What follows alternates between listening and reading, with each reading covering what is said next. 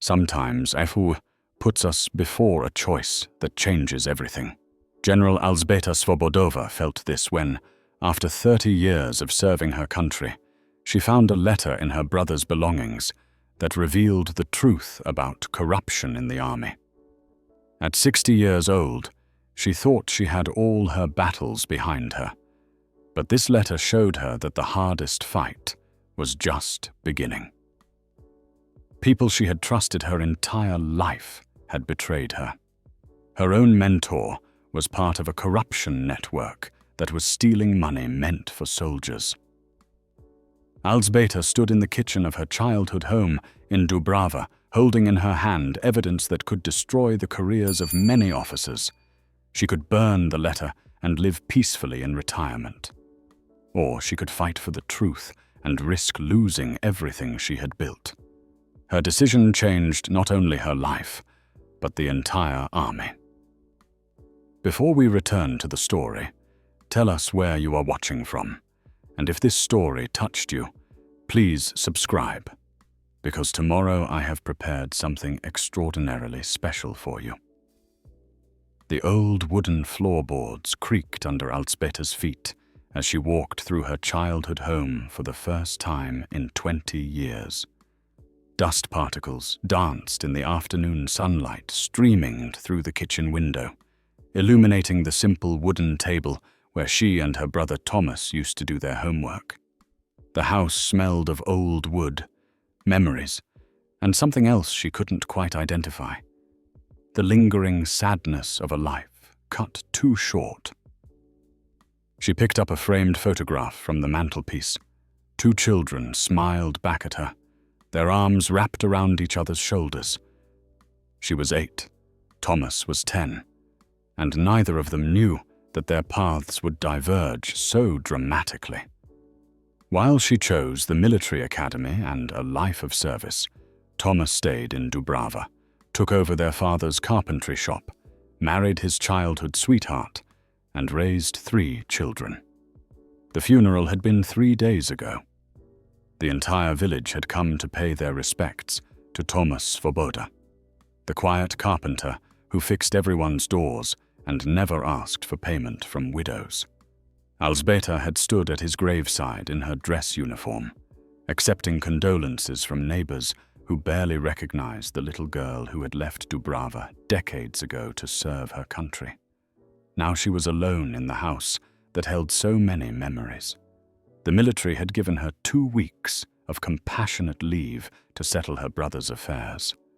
2 weeks to go through 30 years of accumulated belongings, to decide what to keep and what to give away, to somehow make sense of a life that had ended too soon. She had risen through the ranks methodically, earning respect through competence and dedication. The army had been her family, her purpose, her entire world. She had sacrificed personal relationships, missed family gatherings, and postponed her own dreams for the greater good. When she finally retired 6 months ago as one of the highest-ranking women in military history, she thought she had given enough. But standing in Thomas's kitchen, looking at the simple life he had built, she wondered if she had chosen correctly. Her apartment in Prague was modern and efficient, but it didn't smell like home the way this old house did. Her military commendations hung proudly on the wall, but they couldn't give her the warmth of a family gathering around this wooden table. Thomas had tried to stay in touch over the years.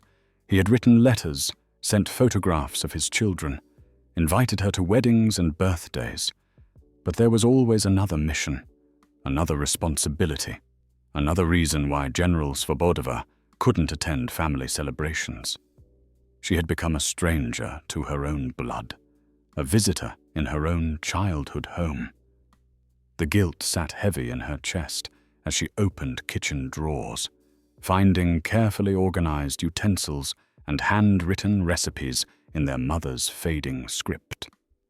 Thomas had kept everything, preserved the family history that she had abandoned for her career. He had been the keeper of memories, while she had been the keeper of national security. In the living room, she found more photographs spanning decades. Thomas's wedding day, his children's first steps, school graduations, family vacations to the mountains. She appeared in only a handful of pictures, always in uniform, always looking slightly uncomfortable among the civilian celebrations. The visual record of their lives showed the growing distance between them. Two siblings who had started so close, but ended up living in different worlds. She picked up his reading glasses from the coffee table, imagining him sitting in his favorite armchair, reading the evening newspaper by lamplight. The glasses were worn, the frames slightly bent from years of use. Everything in the house spoke of a life lived simply but fully, surrounded by family and community connections she had never allowed herself to build. The afternoon sun began to fade, casting longer shadows across the room. Elsbeta made herself a cup of tea using Thomas's chipped but cherished mug, the one their father had made in his workshop 40 years ago. As she sat at the kitchen table, she noticed a stack of papers partially hidden beneath some magazines. Her training kicked in automatically. After 3 decades in military intelligence, she had learned to notice details others missed. The papers were tucked away deliberately, not carelessly misplaced. She moved the magazines aside and found herself looking at official military documents, budget reports, personnel files, correspondence with defense contractors. Her heart began to race. These weren't documents a civilian carpenter should have. These were classified materials, the kind that required security clearance to access. She recognized the letterhead of the Defense Ministry, the formal language of military bureaucracy, the confidential stamps that marked sensitive information. As she read through the papers, a cold understanding began to settle in her stomach. The documents detailed financial irregularities in military procurement, inflated contracts for supplies, kickbacks to high-ranking officers. Names she recognized appeared throughout the reports. Colleagues she had worked with, superiors she had respected, even her own mentor, General Novak. But why did Thomas have these documents? How had a simple carpenter in a small village gained access to classified military information? And more disturbing still, why had he felt the need to hide them? She found her answer in a handwritten note tucked between the official papers. Thomas's careful script explained that a former military clerk named Pavel Krejci had brought him these documents 6 months ago. Pavel had been discharged from the army after asking too many questions about missing funds. He had tried to report the corruption through official channels, but his superiors had buried his complaints and forced him out of service. Desperate and frightened, Pavel had turned to Thomas because they had been childhood friends. He knew Thomas was General Svobodova's brother and hoped that family connection might provide protection and a way to expose the truth. But Pavel had died in a car accident just 2 weeks after giving Thomas the documents. The local police had ruled it an accident, but Thomas had his doubts. The note continued in Thomas's increasingly shaky handwriting. He had tried to contact Elsbeta several times, but she had been busy with her final military assignments. He had left messages with her aide, sent letters to her official address, even called her apartment in Prague. But the messages never reached her, and the letters were returned unopened. Elsbeta closed her eyes, remembering her aide mentioning calls from someone claiming to be her brother. She had dismissed them as pranks or attempts by journalists to reach her through fake family connections. The returned letters must have been intercepted by military mail security, standard procedure for high-ranking officers to prevent potential security breaches. Thomas had been trying to reach her for help, and she had been completely unaware. While she was attending farewell ceremonies and accepting retirement honors, her brother was struggling with information that could destroy careers and expose a network of corruption reaching the highest levels of military command. The final part of his note was the most heartbreaking. Thomas wrote that he understood why she might not want to get involved. She had earned her retirement and deserved to enjoy it in peace, but he couldn't remain silent while knowing that soldiers' lives were being put at risk by commanders who cared more about personal profit than national defense. He had made photocopies of all the documents and hidden them in different locations around the house. If anything happened to him, he hoped someone would find them and make sure the truth came to light. He ended the note with an apology for burdening her with this knowledge and a simple declaration of love for his sister. As darkness fell over Dubrava, Alzbeta sat in her brother's kitchen, surrounded by evidence of corruption that reached into the heart of the institution she had devoted her life to serving. The mug of tea had grown cold in her hands, but she barely noticed. Her mind was racing, processing the implications of what she had discovered. The people she had trusted, the system she had believed in, the values she had fought to defend. All of it was compromised by greed and betrayal.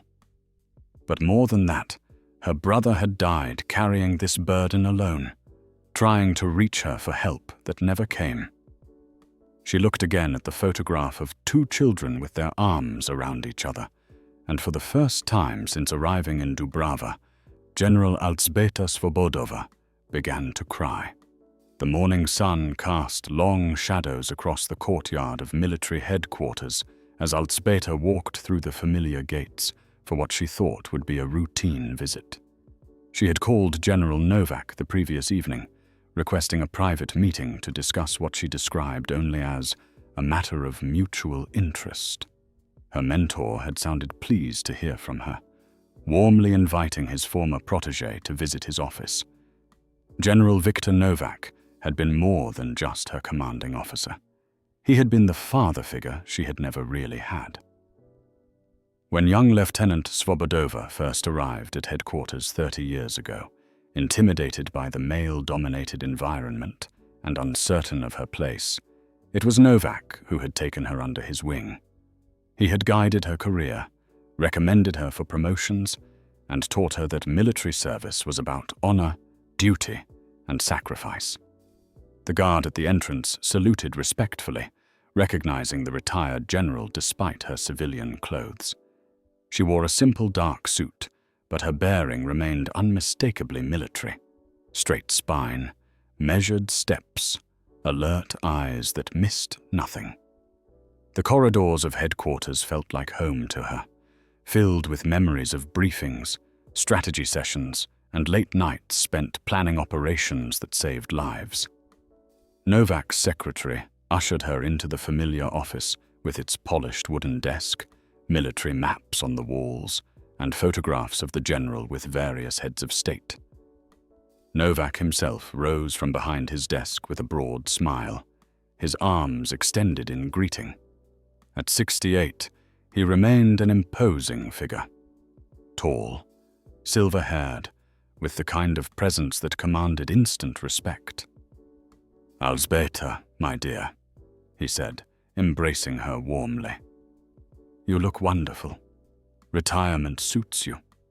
His voice carried the same paternal warmth she remembered from their first meeting decades ago. "Thank you, sir," she replied, though she couldn't quite return his enthusiasm. The documents in her briefcase seemed to weigh heavier with each passing moment. They settled into comfortable chairs by the window, and Novak poured coffee from a silver service set, the same ritual they had shared countless times over the years. For a moment, Alzbeta almost forgot why she had come. This felt like one of their old strategy sessions, mentor and student working together to solve complex problems. "So," Novak said, settling back in his chair, "what brings my star pupil back to headquarters?" "I hope you're not missing the excitement too much in retirement." Alzbeta reached into her briefcase and withdrew a folder containing photocopies of some of the documents she had found in Thomas's house. She placed it on the coffee table between them, watching carefully for Novak's reaction. "I found these among my brother's belongings," she said quietly. "I was hoping you could help me understand how he came to possess classified military documents." Novak's expression didn't change immediately, but Alzbeta noticed the slight tightening around his eyes, the momentary pause before he reached for the folder. Years of interrogating suspects had taught her to read these subtle tells. He opened the folder and began reviewing the documents, his face maintaining the same neutral expression he had perfected during decades of command. But his hands betrayed him. They trembled almost imperceptibly as he turned the pages. "Where exactly did you find these?"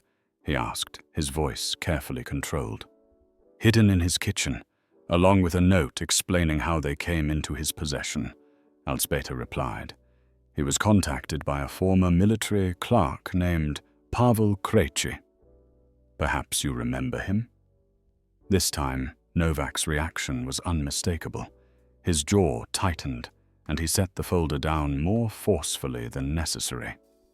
"Krejci was a troublemaker," he said, his tone becoming cold. "He made wild accusations, spread unfounded rumors. We had no choice but to discharge him. According to my brother's note, Krejci died in a car accident shortly after providing these documents," Alzbeta continued, watching Novak's face intently. "My brother found that timing rather convenient." Novak stood abruptly and walked to the window, his back to Alzbeta. When he spoke again, his voice had changed completely, the paternal warmth replaced by something harder, more calculating. "Your brother should have minded his own business," he said, "and so should you." The words hit Alzbeta like a physical blow. This was not the mentor she remembered, not the man who had taught her about honor and integrity. This was someone else entirely, someone capable of threatening a retired general in her own former headquarters. "Sir," she said, rising from her chair, "are you threatening me?" Novak turned around, and Alzbeta saw something in his eyes she had never seen before: desperation mixed with cold determination. "I'm giving you advice, Alzbeta. The same advice I would give any soldier under my command. Some battles aren't worth fighting, and some truths are better left buried." He walked back to his desk and picked up a small silver object. His service pin, the one he wore every day as a symbol of his commitment to duty and honor. The irony wasn't lost on either of them. "You've had a distinguished career," he continued, his voice taking on a threatening undertone. "You have a comfortable pension, respect from your peers, a legacy to be proud of. Don't throw all of that away, chasing ghosts and conspiracy theories." Alzbeta felt something cold settle in her stomach. This was really happening. The man who had shaped her understanding of military values, who had been like a father to her, was involved in corruption and was now trying to silence her. "How long?" she asked quietly. "How long have you been taking money?" Novak's mask slipped completely then. His face contorted with anger, and when he spoke, his voice was filled with bitterness. "Do you have any idea what it costs to maintain this institution? To keep our military competitive with nations that spend 10 times our budget, sometimes compromises must be made, deals must be struck. That's the reality of command, something you never fully understood." "Compromises?" Alzbeta's own anger was rising now. "You call stealing from soldiers' equipment budgets a compromise? You call taking kickbacks from defense contractors a reality of command? Those soldiers are alive today because of decisions I made," Novak shot back, "because of arrangements I negotiated. The money we took was a small price to pay for keeping our defense capabilities strong." "And what about Pavel Krejci? Was his death also a small price to pay?" The question hung in the air between them, like a challenge. Novak stared at her for a long moment, and Alzbeta saw the exact moment when he realized she wasn't going to back down. Pavel Krejci died in a traffic accident, he said slowly, enunciating each word carefully. It was investigated thoroughly by local police. Nothing suspicious was found, but his eyes told a different story. They told a story of a man who had crossed lines he never thought he would cross, who had made decisions that haunted him, but that he justified as necessary for the greater good. Alzbeta gathered the documents and placed them back in her briefcase. As she stood to leave, Novak spoke again, his voice carrying a final warning. These documents prove nothing without corroborating evidence, and even if they did, who would believe that respected military officers would engage in such behavior? You would be fighting the entire institution, Alzbeta. You would be alone. She turned at the door to face him one last time. The man standing behind the desk looked older than she remembered, diminished somehow. The silver service pin in his hand caught the light, but it no longer seemed to represent honor and duty. Now it looked like just another piece of metal, tarnished by compromise and corruption. "I've been alone before, sir," she said quietly. "It's not as frightening as you think." As she walked out of military headquarters for what might be the last time, Alzbeta felt the weight of what she had just learned. The institution she had served faithfully for 30 years was riddled with corruption at the highest levels. The man she had considered a father figure had just threatened her to keep quiet about crimes against the very soldiers they were sworn to protect. But she also felt something else, a sense of clarity she hadn't experienced in years. For the first time since retiring, she had a mission again. Her brother had died trying to expose the truth, and Pavel Krejci had died for asking too many questions. She would not let their deaths be meaningless. The battle lines were drawn now. On one side stood a corrupt system with decades of institutional power behind it.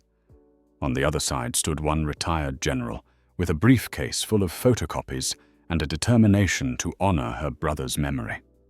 It wasn't a fair fight. But then again, Alzbeta had never backed down from unfair fights before.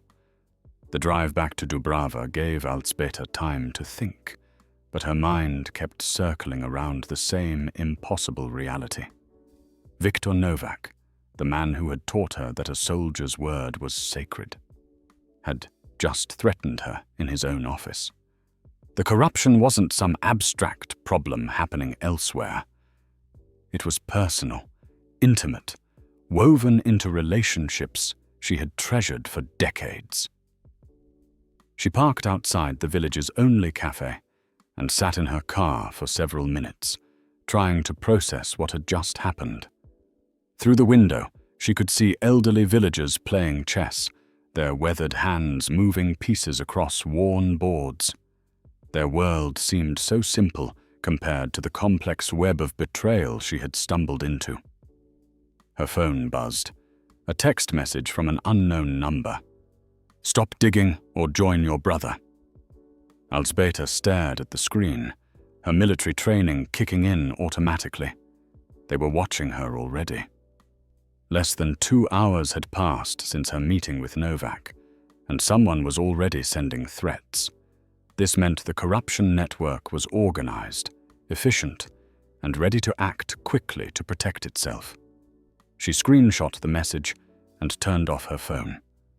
If they were monitoring her communications, she needed to be more careful about how she proceeded. But first, she needed help from someone she could trust, someone outside the military chain of command. The name came to her immediately: Eva Kratochvilova. She was an investigative journalist who had covered military affairs for 15 years, someone with a reputation for thorough research and uncompromising integrity. More importantly, she had contacted Alzbeta several times over the years, requesting interviews that the general had always politely declined. But Eva had been persistent, always professional, and had somehow managed to uncover stories that other journalists missed.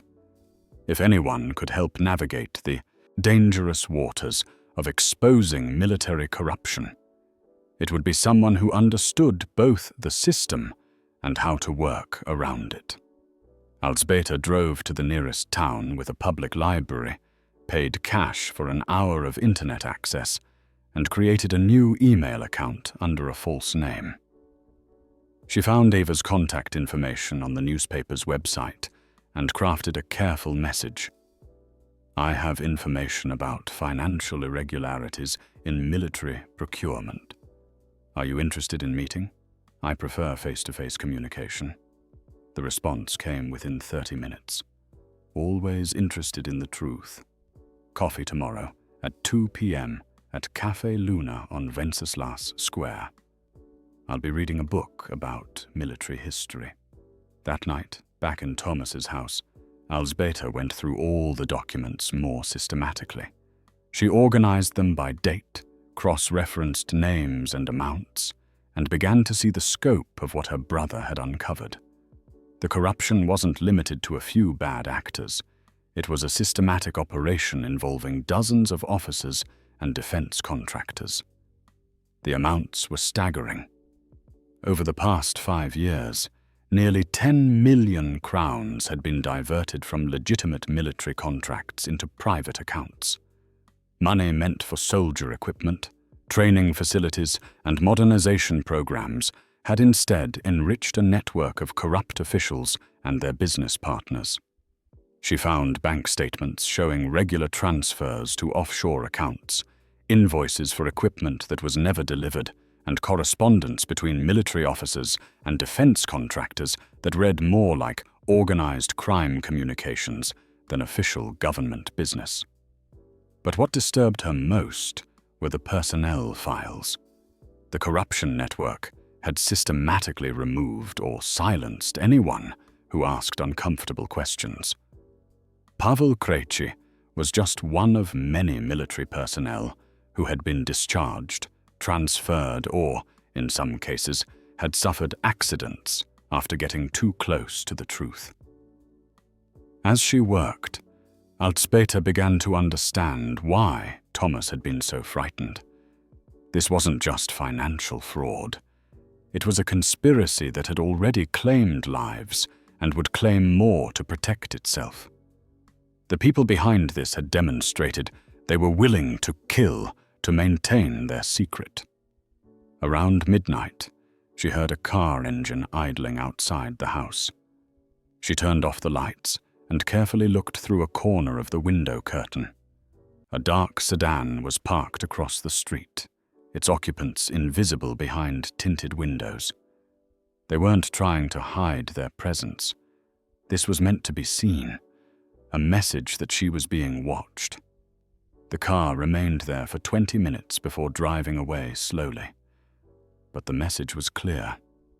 They knew where she was, and they wanted her to know they were watching. The next morning, Alzbeta made photocopies of the most important documents and hid them in different locations around the house, following her brother's example. She put one set in the basement behind loose stones in the foundation wall, another in the attic between roof beams, and a third in the garage inside an old paint can. Before leaving for Prague, she visited Thomas's grave one more time.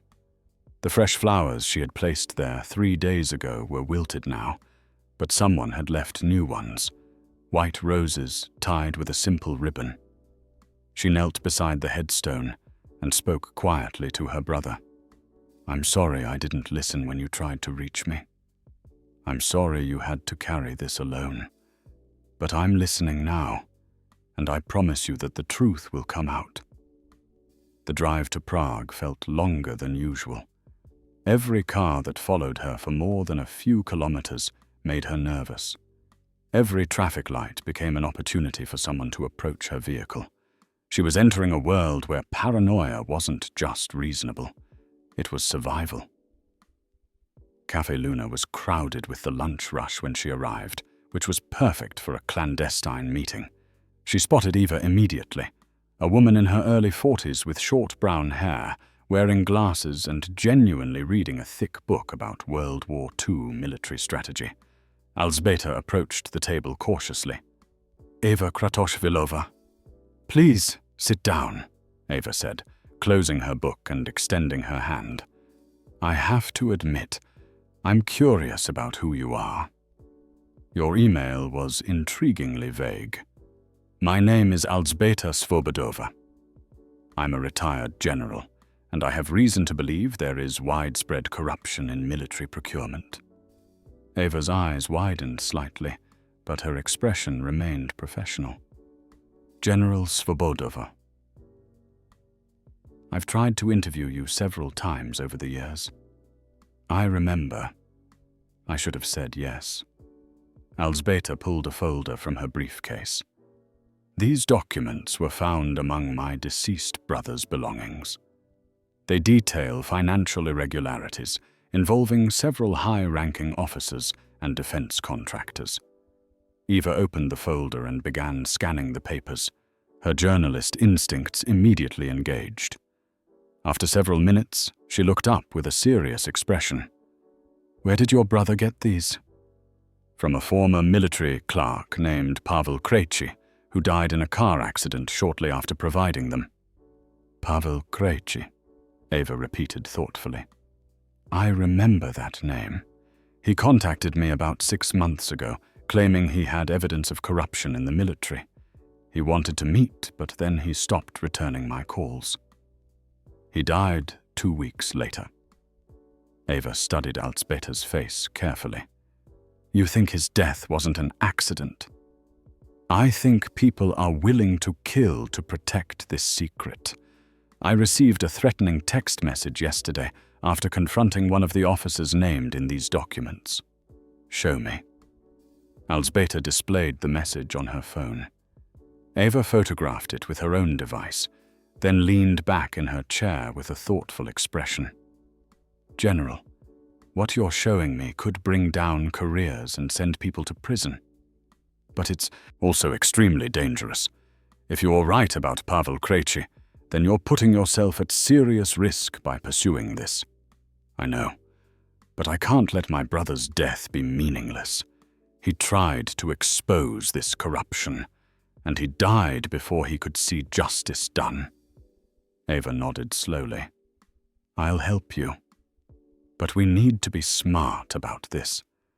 These people have already proven they're willing to kill. We can't give them any opportunities." They spent the next hour developing a plan. Eva would begin her own investigation, using her media contacts to verify the information in the documents. Meanwhile, Elżbieta would return to Dubrava and search for additional evidence that Thomas might have hidden.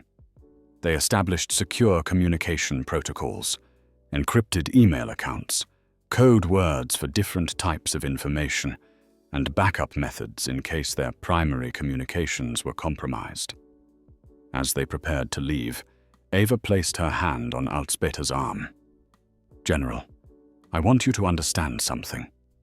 Once we start down this path, there's no going back. These people will fight with everything they have to protect themselves. Are you prepared for that kind of war?" Elżbieta thought about her brother, lying alone in his grave, about Pavel Krejci dying in a suspicious accident, about all the soldiers whose equipment money had been stolen to enrich corrupt officers. "I've been fighting wars my entire life," she said quietly. "This might be the most important one." As she walked back to her car, Elżbieta felt something she hadn't experienced since retiring: purpose. For 30 years, she had served her country by following orders and maintaining the chain of command. Now, she would serve her country by breaking that chain and exposing the corruption within it. The dark sedan was waiting for her in the parking garage, but she wasn't surprised anymore. Let them follow her. Let them watch. She had work to do, and their surveillance only proved how important that work was. The real battle was just beginning. The envelope was waiting for Alzbeta when she returned to Dubrava that evening, slipped under the front door of Thomas's house. Her name was written across it in block letters, the kind of handwriting meant to disguise the writer's identity. Inside was a single sheet of paper with a message that made her blood run cold. Your brother thought he was clever too. Stop now, or discover how wrong he was about his own safety. Below the text was a photograph, Thomas walking out of the village post office, taken just days before his death. Someone had been watching him, following him, documenting his movements. The message was clear. They had killed him, and they could kill her too. Alzbeta sat at the kitchen table, staring at the photograph of her brother's final days. She had hoped, despite all evidence, that his death might have been natural, that perhaps his heart had simply given out from the stress of carrying such a terrible secret. But this photograph destroyed that last innocent hope. She called Eva using one of the encrypted communication methods they had established, speaking carefully in case the line was monitored. I received a delivery today, she said, a package with family photographs. Very unsettling content. I understand, Eva replied. I've been making some calls about our mutual interest. Several of my contacts have interesting stories to share, but they're nervous about going on record. What kind of stories? Equipment that was ordered but never arrived, training exercises that were funded but never conducted, maintenance contracts that were paid for but never fulfilled. It's a pattern going back at least 5 years. This was progress, but Alzbeta could hear the caution in Eva's voice. Journalists relied on sources, and sources could be intimidated or eliminated just as easily as whistleblowers. I think we need to move more quickly, Alzbeta said. The situation here is becoming more urgent. Understood. I'll accelerate my timeline. But be careful. I've heard rumors that certain people are asking questions about you. After ending the call, Alzbeta searched the house more thoroughly, looking for anything else Thomas might have hidden. In his bedroom, she found a loose floorboard under his dresser. Beneath it was a metal box containing additional documents, including personnel files for military officers who had been transferred, demoted, or discharged after raising concerns about financial irregularities. One file particularly caught her attention. Lieutenant Colonel Martin Harville, a logistics officer who had questioned discrepancies in equipment procurement 6 months ago. According to his file, he had been diagnosed with severe depression and placed on medical leave, but handwritten notes in the margins, apparently made by Thomas, suggested a different story. Harville had discovered that expensive communications equipment supposedly purchased for border patrol units had never been delivered. When he tried to investigate, he was told that the equipment had been redirected to classified operations. But Harville had contacted those operations directly and learned they had never received any equipment. Before he could file a formal report, Harville had been removed from his position and subjected to psychological evaluation. The military psychiatrist had found him unfit for duty, citing paranoid delusions and inability to follow chain of command. He was currently living in forced retirement, his career destroyed, and his credibility shattered. Alzbeta realized this was part of the pattern.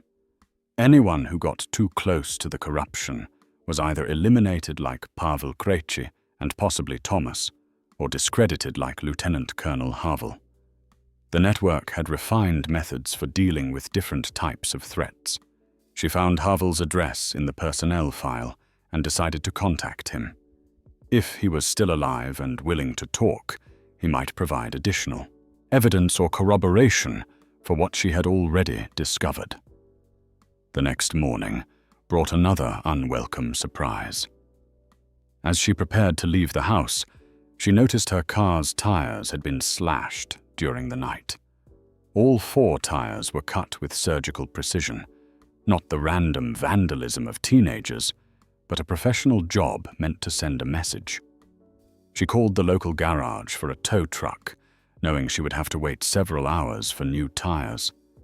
But as she hung up the phone, she realized this might not be random harassment. Someone wanted her stranded in Dubrava, unable to travel freely. The question was why. Her answer came at noon, when a military staff car pulled up outside the house. 2 officers in dress uniform got out and approached the front door. Alzbeta recognized one of them, Colonel Joseph Dvorak, who had served under her command 5 years ago. "General Svobodova," Dvorak said when she opened the door. "We need to speak with you." "Of course, Colonel." "Please come in." The 2 officers entered the living room, but remained standing, their posture formal and uncomfortable. Dvorak cleared his throat before speaking.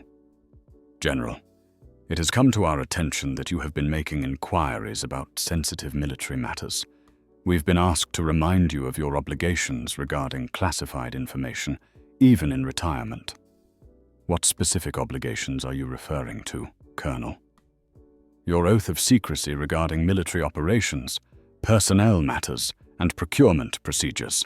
There are concerns that you may be sharing classified information with unauthorized individuals." Alzbeta studied both officers carefully. Dvorak seemed nervous, unwilling to make eye contact. The other officer, whom she didn't recognize, appeared more confident and aggressive. "Are you here in an official capacity?" she asked. "Do you have orders to question me, or is this a friendly visit?" "This is an informal conversation," Dvorak replied.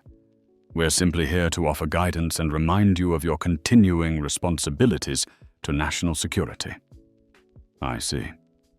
And who exactly asked you to have this informal conversation with me?" The unknown officer spoke for the first time.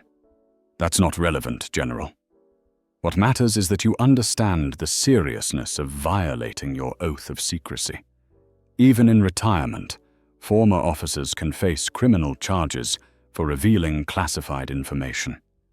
This was escalation. The network was moving beyond surveillance and anonymous threats to direct intimidation using official channels. But they were being careful, keeping the contact informal to maintain plausible deniability.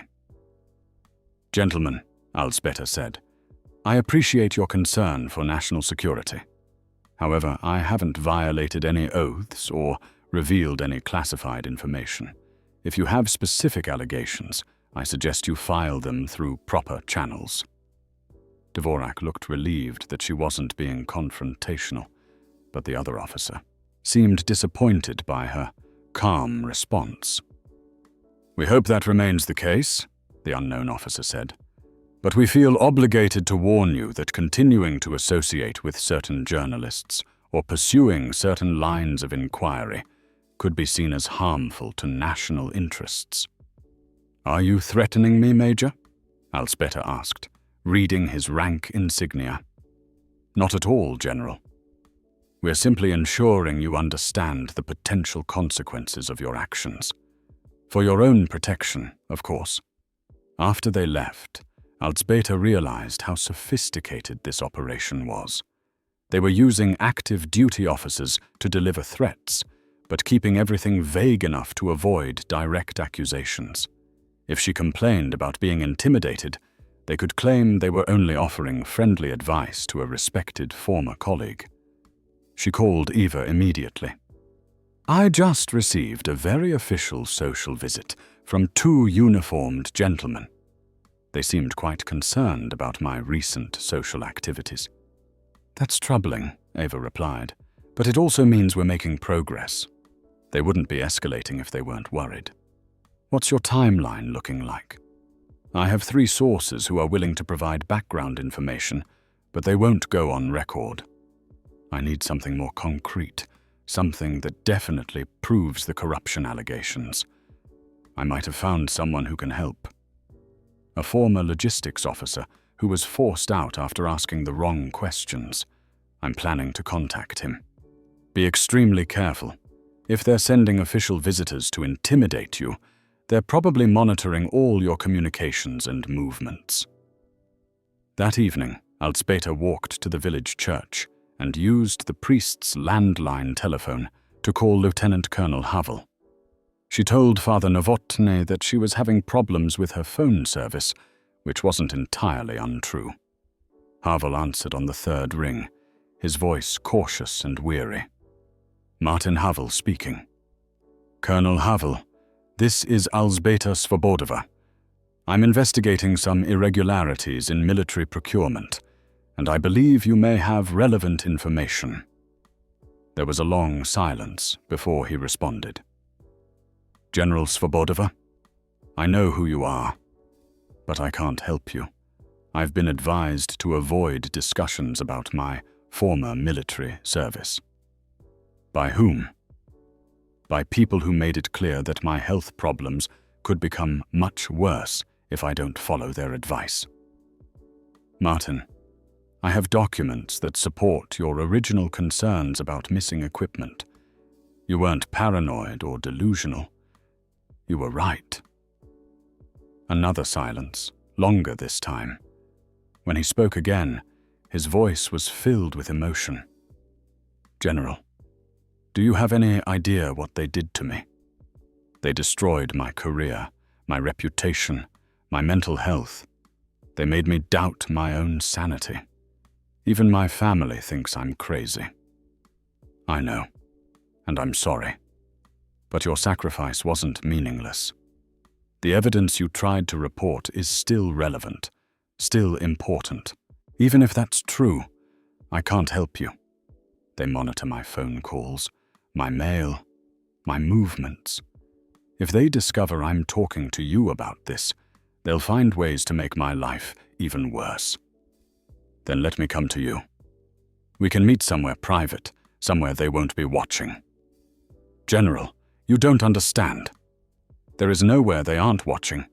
These people have resources, connections, power. They can reach anyone, anywhere. The only reason I'm still alive is because I've convinced them I'm no threat." The conversation ended with Havel hanging up, but not before he whispered an address and a time. "Old Mill, outside Radek Krolov. Tomorrow at midnight. Come alone and make sure you're not followed." As Alzbeta walked back to Thomas's house through the dark village streets, she realized how completely the corruption network had infected the military. They had the power to destroy careers, manipulate psychological evaluations, and terrorize former officers into silence. They controlled information flow and could mobilize active duty personnel to intimidate their enemies. But they had made one crucial mistake. They had killed her brother. That made this personal, and Alzbeta had never lost a personal war. Tomorrow night's meeting with Havel might provide the additional evidence Eva needed to publish her story. The dark sedan was parked across the street again when she reached the house, but she wasn't intimidated anymore. Let them watch. Let them follow. The more desperate their actions became, the more obvious their guilt was. She was going to bring them down, no matter what it cost her. The old mill stood like a monument to forgotten times beside the slow-moving river outside Radek Krolove. Alzbeta arrived 30 minutes early, parking her rental car half a mile away and approaching on foot through the overgrown fields. The moon provided just enough light to navigate by, but not enough to be easily spotted by surveillance.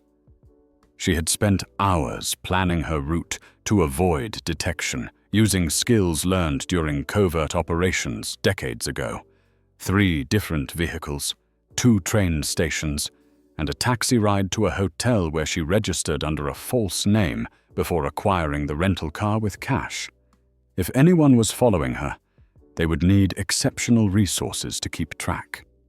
The mill's wooden water wheel creaked softly in the evening breeze, a ghostly sound that reminded her of childhood stories about spirits haunting abandoned places. She positioned herself behind a crumbling stone wall where she could observe the approaches, while remaining hidden. At exactly midnight, a figure emerged from the shadows on the opposite side of the mill. Lieutenant Colonel Martin Havel looked older than his 45 years. His shoulders stooped and his movements cautious. Even in the moonlight, Alsbeta could see the toll that psychological warfare had taken on him. "General," he called quietly. "I'm here, Martin." "Are you certain you weren't followed?" "As certain as I can be. But they have ways of tracking people that we might not expect." They met inside the mill's main room, where broken machinery cast strange shadows in the pale light filtering through gaps in the roof. Havel carried a worn leather satchel, and his hands trembled slightly as he opened it. "I brought everything I managed to save before they destroyed my career," he said, removing several folders. "Purchase orders, delivery receipts, correspondence with contractors. All the evidence that should have exposed this corruption 2 years ago." Alsbeta examined the documents by flashlight. They painted a devastating picture of systematic fraud involving multiple defense contractors and dozens of military officers. Equipment worth millions of crowns had been ordered, paid for, and then mysteriously redirected or simply vanished entirely. "This communications equipment here," she said, pointing to a purchase order. 15 units at 200,000 crowns each. Where did they actually go?" "That's the beautiful part of their system," Havel replied bitterly. "The equipment was delivered to a secure facility for temporary storage pending deployment to classified operations. But when I checked with those operations, they had never requested the equipment and never received it. So it was sold on the black market. Probably. Or shipped overseas to friendly nations who paid cash for gear they couldn't acquire through official channels. The beauty is that once equipment enters the classified storage system, it becomes virtually impossible to track without proper authorization." Alsbeta continued reviewing the documents, cross-referencing them with what she had found in Thomas's house. The pattern was consistent across multiple contractors and different types of equipment.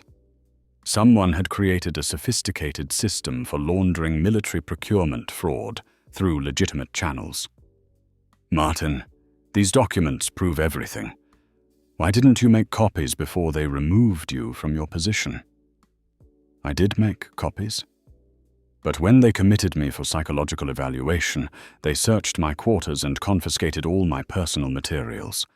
They said I was obsessed with conspiracy theories and that keeping military documents was evidence of my mental instability."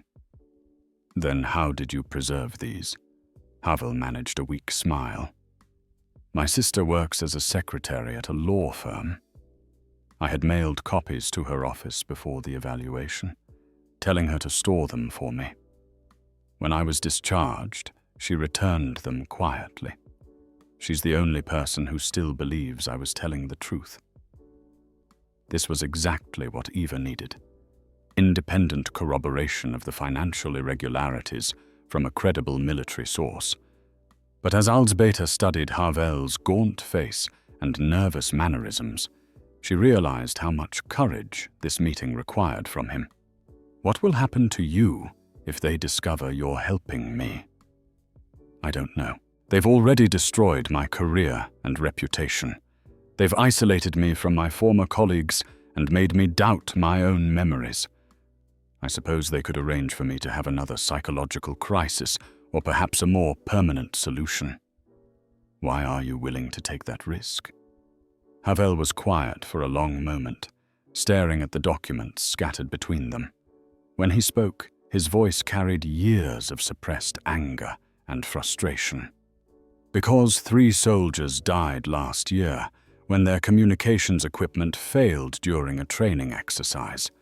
The backup radios they were carrying were supposed to be military grade, but they were cheap civilian models that couldn't handle the weather conditions.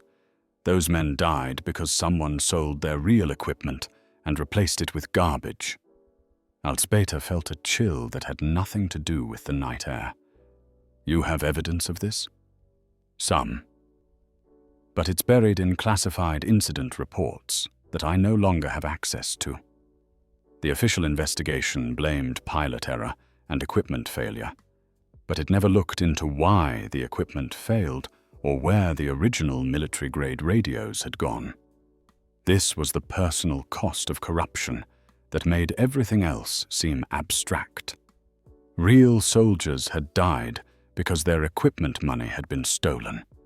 Families had lost sons and fathers so that corrupt officers could buy luxury cars and vacation homes. I need those incident reports, Alzbeta said. Can you help me get them? Not directly, but I know someone who might be able to help, if she's still alive and still willing to talk. Havel explained that Major Anna Kernakova had been the investigating officer for the training accident. She had asked uncomfortable questions about the equipment failures and had pushed for a more thorough investigation into procurement procedures. Shortly after filing her preliminary report, she had been transferred to a remote posting, and her investigation had been reassigned to someone more cooperative. Where is Major Sernakova now? Last I heard, she was stationed at a weather monitoring facility in the Kirkenos Mountains. It's essentially exile, a posting where talented officers are sent to waste their careers. Alzbeta made notes of everything Havel told her, including names, dates, and locations. She also photographed the most important documents he had brought, creating a backup record in case something happened to the originals. As they prepared to leave, Havel placed his hand on her arm. General, I need you to understand something. These people aren't just corrupt. They're ruthless. They've already demonstrated they're willing to kill to protect their operation. Don't underestimate how far they'll go to stop you. I understand the risks, Martin. But I won't let my brother's death be meaningless, and I won't let those soldiers' deaths go unpunished. Your brother, he was a good man. When Pavel Krejci first brought this information to him, Thomas could have simply turned him away, but he chose to help, even knowing it might be dangerous. This was the first time anyone had spoken to her about Thomas's final months, about the difficult choice he had made to get involved. It helped her understand that his death wasn't random bad luck. It was the direct result of his courage and moral conviction. They left the mill separately, Havel disappearing into the darkness, while Alzbeta waited another 20 minutes before beginning her own careful journey back to the rental car. The return trip to Dubrava would be even more circuitous than her outbound journey, but the additional evidence she had gained was worth the risk.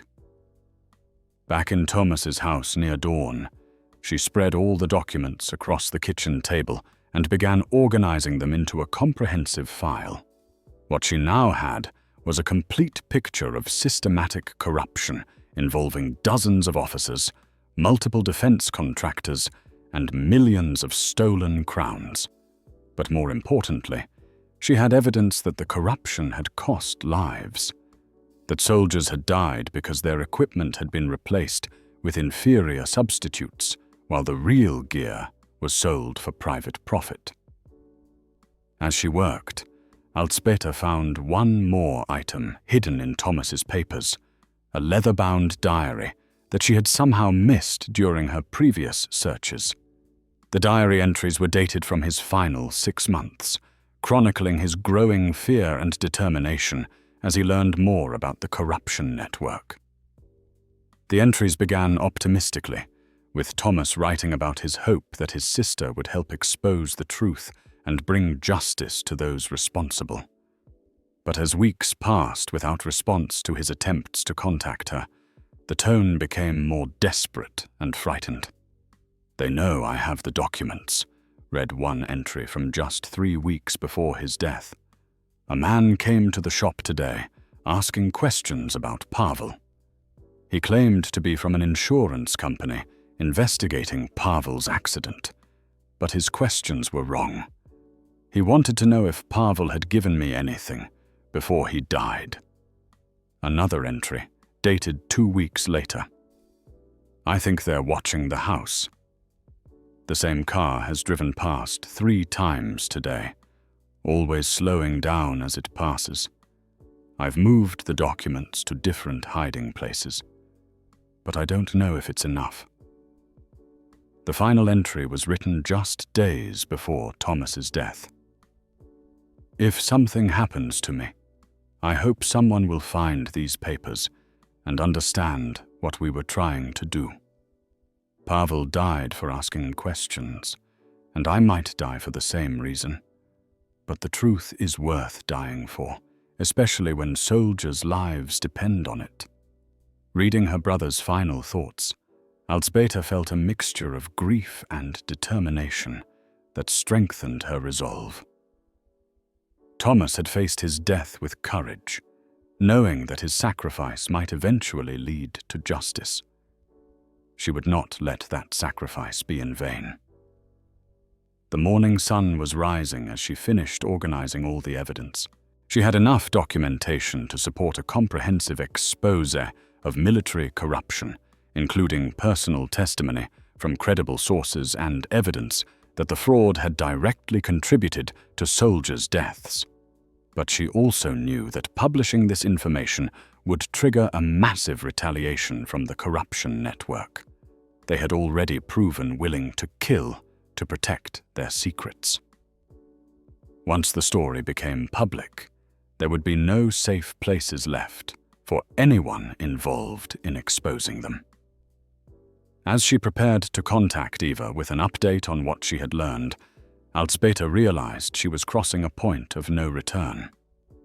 After today, she would be committed to this fight, regardless of the personal cost. But then she looked at the photograph of herself and Thomas as children, arms wrapped around each other in innocent trust, and she knew she had no choice. Some battles had to be fought, regardless of the odds. Eva's encrypted message arrived at 6 in the morning. We have a problem. One of my sources was found dead yesterday. Apparent suicide. Can you meet today? Elzbieta stared at the message, her heart pounding. Another person connected to their investigation had died. The corruption network was eliminating anyone who posed a threat, and they were accelerating their timeline. She replied immediately. Where and when? Same place as before. 2 hours. The drive to Prague felt like traveling through enemy territory. Every police car, every official vehicle, every person who looked at her twice could be part of the network sent to stop her. But she had to reach Eva and share what she had learned from Havel before anyone else died. Café Luna was nearly empty when she arrived, just a few early morning customers reading newspapers and drinking coffee.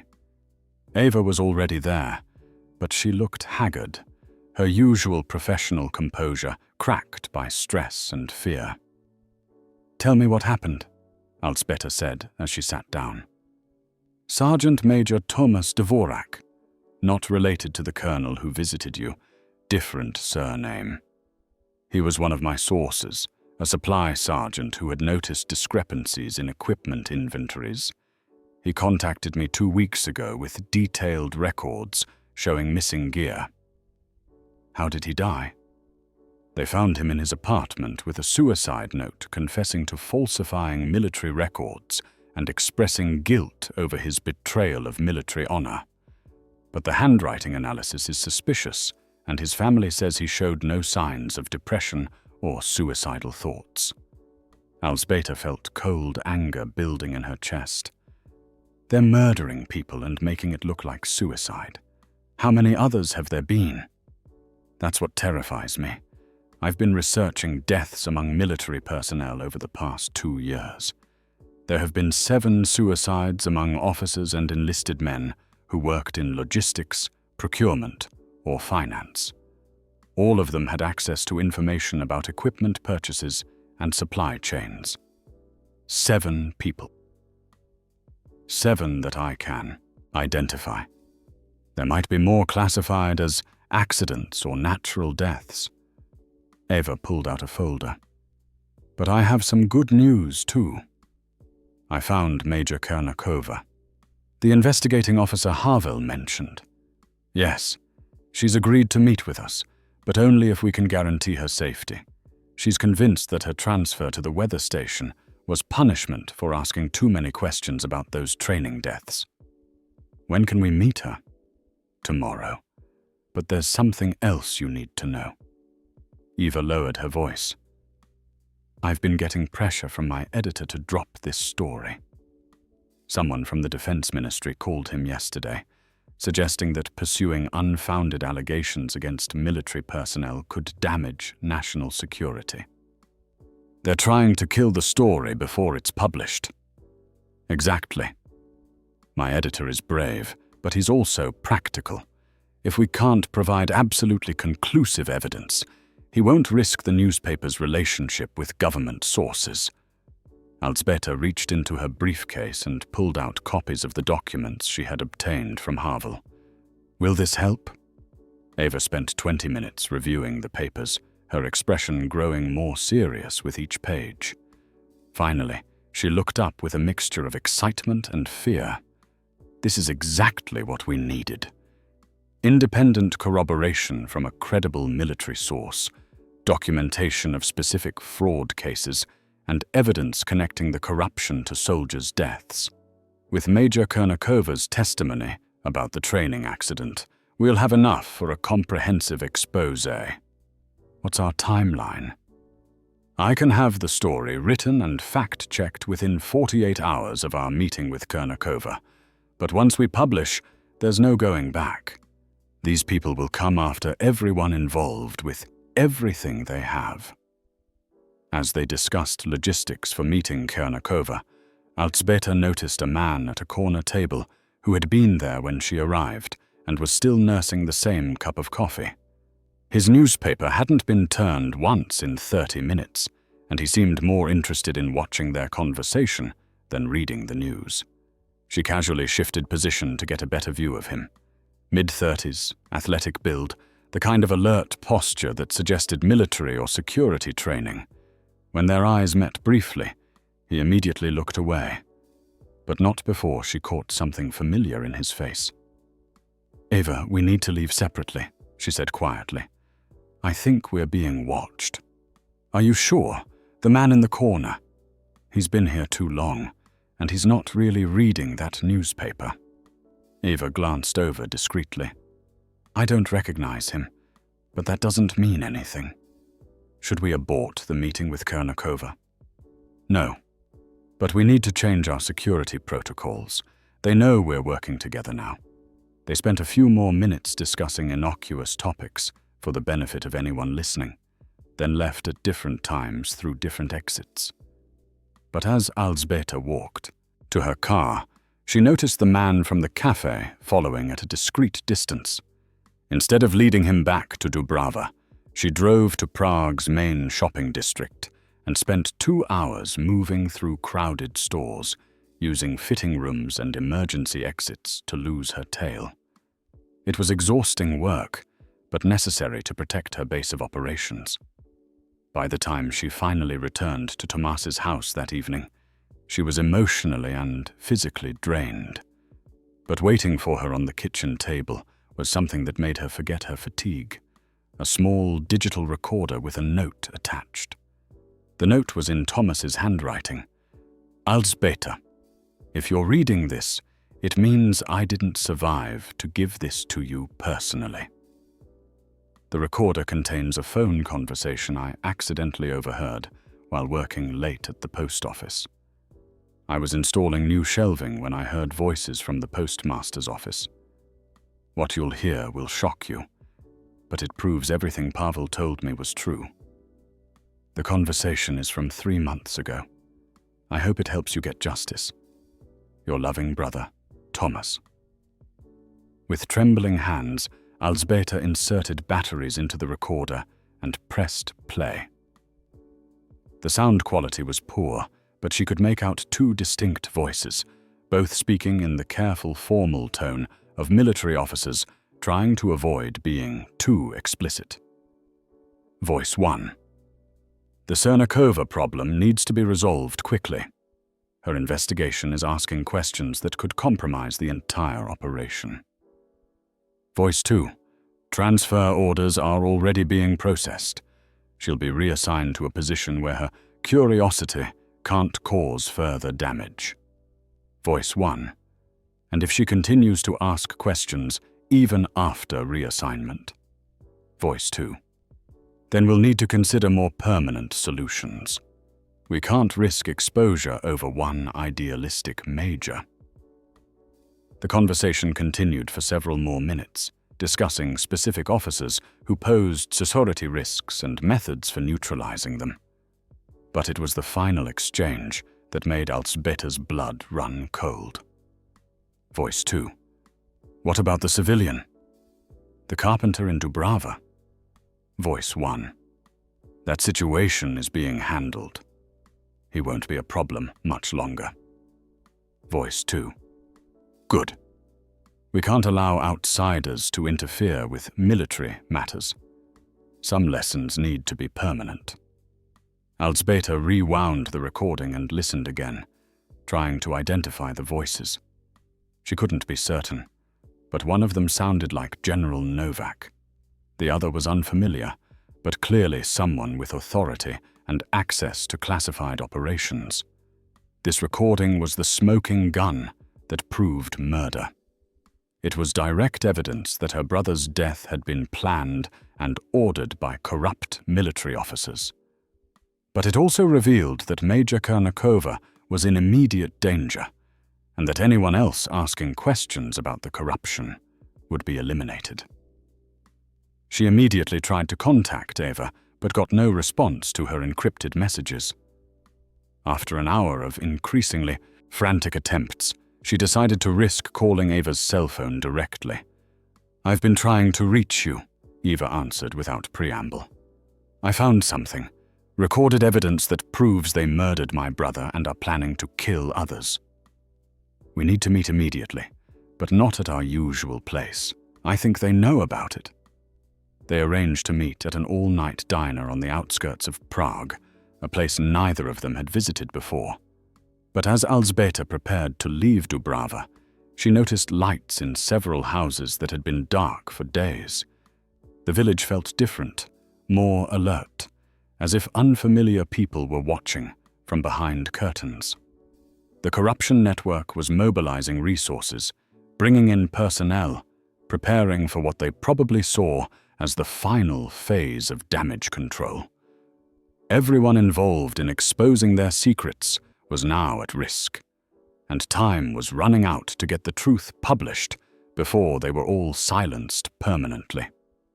As she drove through the dark countryside toward her meeting with Eva, Alsbeta realized they were no longer investigating a story. They were fighting for their lives.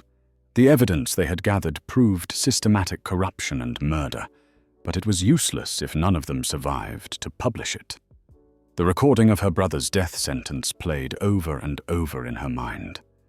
Two men discussing his murder as casually as they might discuss transferring equipment or reassigning personnel. Her brother had been reduced to a situation that needed to be handled to protect their criminal enterprise. But their casual cruelty had made a crucial mistake. By recording their conspiracy to commit murder, they had provided the evidence needed to bring them to justice. Thomas's final gift to his sister wasn't just information about corruption. It was proof of the ultimate crime that would send his killers to prison for the rest of their lives. The war between truth and corruption was about to enter its final phase, and Alsbeta intended to make sure the right side won. The all-night diner was nearly empty at 2 a.m. Just a few truck drivers and shift workers grabbing coffee and quick meals. Alsbeta chose a booth in the back corner, where she could watch both entrances, her military training never fully dormant even in civilian settings. Ava arrived 10 minutes later, looking over her shoulder as she entered. She slid into the booth across from Alzbeta, her face pale with exhaustion and stress. "I have bad news," Ava said without preamble. "Major Kernikova is dead." Alzbeta felt the world shift around her. Another source eliminated. Another person who had tried to tell the truth, silenced forever. How? Car accident on a mountain road near her weather station. Her vehicle apparently went off the road during a snowstorm. But the timing is suspicious. She was supposed to meet us tomorrow. "They're accelerating their timeline," Alzbeta said grimly. "They know we're close to publication, so they're eliminating everyone who could provide testimony." That's not the worst part. My editor received another call from the Defense Ministry today. This time they made specific threats about the newspaper's government contracts and press credentials. He's giving me 24 hours to either publish the story with absolutely conclusive proof or drop it entirely. Alzbeta pulled out the digital recorder and placed it on the table between them. "This might be what we need." Ava listened to the entire recording twice, her expression growing more serious with each replay. When it finished, she leaned back in the booth and closed her eyes. "This is it," she said finally. "This is direct evidence of conspiracy to commit murder. With this recording and the documents you've gathered, we have enough to bring down the entire network. Can you identify the voices?" "Not definitively, but I have contacts who specialize in voice analysis. If we can get this authenticated, it becomes powerful evidence in any criminal prosecution." They spent an hour planning their final push to publication. Ava would spend the next day writing the story, incorporating all their evidence and focusing on the human cost of the corruption. Meanwhile, Alzbeta would return to Dubrava and gather any remaining evidence Thomas might have hidden. As they prepared to leave, Ava grabbed Alzbeta's arm. "General, once this story publishes, there's no protection for any of us. These people have already proven they're willing to kill to protect their secrets. Are you prepared for what might happen?" "I've been prepared since I found my brother's body," Alzbeta replied. "The only question now is whether we can get the truth published before they silence us permanently." The drive back to Dubrava felt like traveling through enemy territory. Every pair of headlights in her rearview mirror could be surveillance. Every police car a potential threat. But she had to retrieve any remaining evidence and prepare for what might be her final confrontation with the corruption network.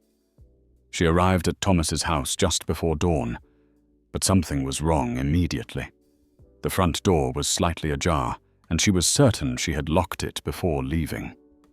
Moving carefully, she approached the house using skills learned during military operations in hostile territory. The interior had been systematically searched. Furniture was overturned, drawers pulled out, papers scattered across every surface. Professional searchers had torn the place apart, looking for something specific. But what disturbed her most was that they hadn't tried to hide their presence. This was meant to send a message. She checked her hiding places. The documents in the basement were gone, the loose stones moved, and the cavity empty. The attic hiding spot had been discovered and emptied. Even the paint can in the garage had been opened and its contents removed.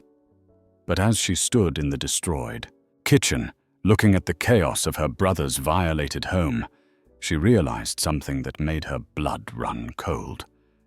These weren't random searchers looking for evidence. They knew exactly where to look, which meant they had been watching her movements and activities for days or weeks. Then she noticed something that shouldn't be there. Fresh mud on the kitchen floor in the shape of boot prints, still wet despite the dry weather outside. Someone was still in the house. She moved toward the back door as quietly as possible, but a voice from the living room stopped her. General Svobodova, please join us. We have matters to discuss. She recognized the voice from the recording. Not General Novak, but the other man, the one who had casually discussed her brother's murder. Slowly, she walked into the living room and found herself facing 3 men in civilian clothes, all with the bearing and alertness of military or security personnel. The speaker was a distinguished-looking man in his 50s, with silver hair and cold, intelligent eyes. He sat in Thomas's favorite chair as if he owned it, completely at ease, despite being in the middle of a breaking and entering operation. "Allow me to introduce myself," he said pleasantly. "Colonel František Král, Military Intelligence. We've been following your activities with great interest." "Colonel Král," Alzbeta repeated, filing the name away. "I assume you're here to discuss my brother's murder." "Your brother's unfortunate death, you mean?" Thomas suffered a heart attack brought on by stress and poor health habits. There was nothing suspicious about it. I have a recording that says otherwise. Král's pleasant expression didn't change, but something shifted in his eyes. Ah yes, the recording. Tomas was always clever with his little carpentry projects. He installed quite an effective listening device in the post office ceiling. We found it when we cleaned out his workshop. The casual admission sent chills down Alzbeta's spine. They knew about the recording, which meant they had been monitoring her movements and probably knew about her collaboration with Eva as well. If you know about the recording, then you know it proves you ordered my brother's death. It proves that 2 unidentified voices discussed theoretical scenarios involving potential security risks.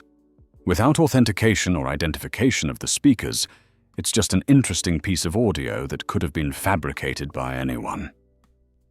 Král stood up and walked to the window, looking out at the quiet village with the air of a man who controlled everything he surveyed. "General, you've had a distinguished career serving your country.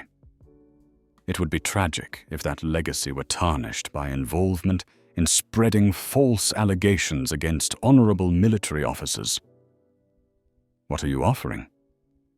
"A comfortable retirement, enhanced pension benefits, perhaps a consulting position with defense contractors who value your experience and discretion. All you need to do is stop pursuing this misguided investigation and destroy any materials you've collected." "And if I refuse?" Král turned back to her with the same pleasant smile, but now it looked more like a predator showing its teeth. "Then you'll join your brother in an unfortunate accident.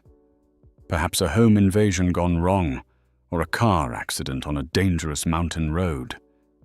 These things happen to people who don't know when to mind their own business." One of the other men stepped forward, and Alzbeta noticed the bulge of a concealed weapon under his jacket. They weren't just threatening her. They were prepared to kill her immediately if she refused their offer. "I need time to consider your proposal," she said carefully. "Of course. But not too much time.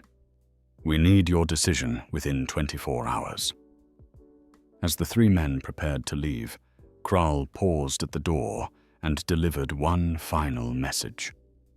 "Oh, and General, we know about your journalist friend as well. Miss Kratochvilova has been asking questions about military matters that don't concern her. It would be unfortunate if her curiosity led to the same kind of accident that befell Major Sernakova." After they left, Alzbeta sat in the destroyed living room and tried to process what had just happened. The corruption network wasn't just trying to silence her. They were threatening Eva as well. And they had demonstrated they had the resources and willingness to carry out those threats. But they had also made a crucial mistake. Colonel Král's admission about finding the listening device in the post office proved they knew about the recording and had been systematically eliminating evidence. More importantly, his casual discussion of arranging accidents for people who asked too many questions was a direct confession of murder. She activated the voice recording app on her phone and played back the entire conversation. The audio quality was excellent, and Kroll's voice would be easy to match with the recording from the post office. Instead of destroying her case, the colonel had provided additional evidence of the conspiracy. But she also realized that Eva was in immediate danger. If they knew about the journalist's investigation, they would move quickly to eliminate her before the story could be published. Alzbeta had to warn her immediately, even if it meant exposing their communication methods. As she searched through the debris of her brother's house, she found one item the searchers had missed: Thomas's last will and testament, tucked inside a hollowed-out book on a high shelf. But when she opened it, she discovered something that changed everything she thought she knew about her brother's death. The document wasn't just a will, it was a detailed confession. Thomas had discovered not only the corruption network's financial crimes, but also their connection to a larger conspiracy involving foreign agents and national security breaches. He had been working not just with Pavel Krejci, but with other military personnel who suspected that classified information was being sold to foreign governments. The final paragraph of his confession was devastating. "If I am found dead, it will not be from natural causes.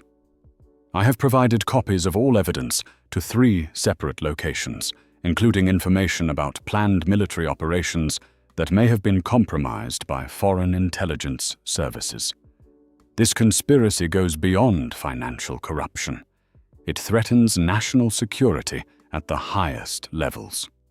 Alzbeta realized that her brother's murder wasn't just about covering up procurement fraud. The corruption network was selling military secrets to foreign governments, and Thomas had discovered evidence that could expose an entire spy ring operating within the military establishment. The stakes had just become much higher than financial corruption. This was treason, and the people behind it would kill anyone to protect their secrets. But it also meant the evidence Thomas had hidden was far more damaging than she had realized. She had 24 hours to find that evidence, warn Eva, and get the story published before they were both eliminated. The final battle for truth was about to begin, and the future of national security hung in the balance. Alzbeta stared at her brother's testament, reading it again to make sure she understood the full implications. Thomas hadn't just discovered financial corruption. He had uncovered a spy ring that was selling Czech military secrets to foreign governments.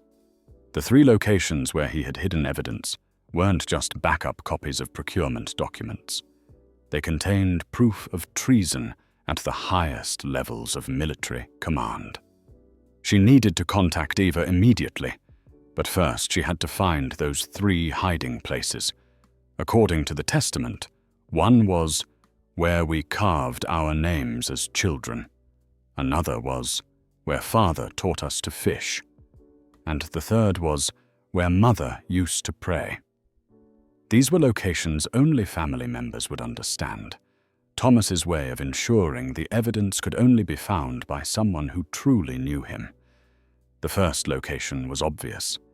Behind the old oak tree near the village church, she and Thomas had carved their initials when she was 7 years old.